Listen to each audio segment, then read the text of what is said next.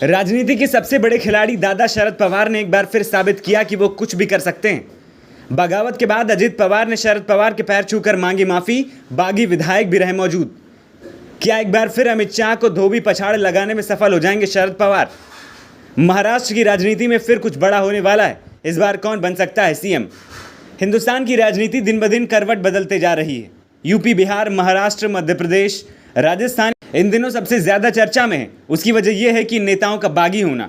हिंदुस्तान में पहले लोग बागी होकर डाकू बनते थे, लेकिन अब राजनीति में बागी होकर लोग मंत्री बनते हैं, उप मुख्यमंत्री बनते हैं और कुछ तो मुख्यमंत्री बन जाते हैं। जब बागी होने में इतना लाभ हो तो हर नेता बगावत को ही प्रथम वरीयता देगा। तो कुछ ऐसा ही चल रहा है हिंदुस्तान की राजनीति में। नेता बगावत करते हैं और उन्हें उसका ज़बरदस्त लाभ मिलता है। इस बगावत का सबसे बड़ा खेल महाराष्ट्र में चल रहा है।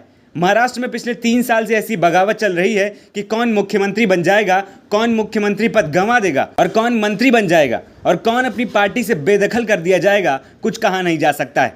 महाराष्ट्र की राजनीति में सबसे बड़ा भूचाल उस वक्त आया जब शिवसेना पार्टी के मुख्यमंत्री उद्धव ठाकरे अपनी पार्टी ही खो देते हैं। उनकी पार्टी, उनका निशान, उनका पद, उनके बागी मंत्री सब कुछ ले जाते हैं। ये सब होने के बाद महाराष्ट्र की राजनीति यही नहीं रुकती है। अब बीजेपी के इस गठबंधन में शरद पवार के भतीजे अजित पवार भी चाचा से बगावत करके अपने साथ अपने सहयोगियों को लेकर सत्ताधारी पार्टी में शामिल हो जाते हैं। इसके बाद महाराष्ट्र की राजनीति में एक बार फिर भूचाल आ जाता है, लेकिन कुछ ही समय बाद अजित पवार अपने चाचा से मिलने आ जाते हैं। ये मुलाकात यहीं नहीं रुकती है। पिछले 2 दिनों में अजित पवार तीसरी बार अपने चाचा शरद पवार से मिले हैं।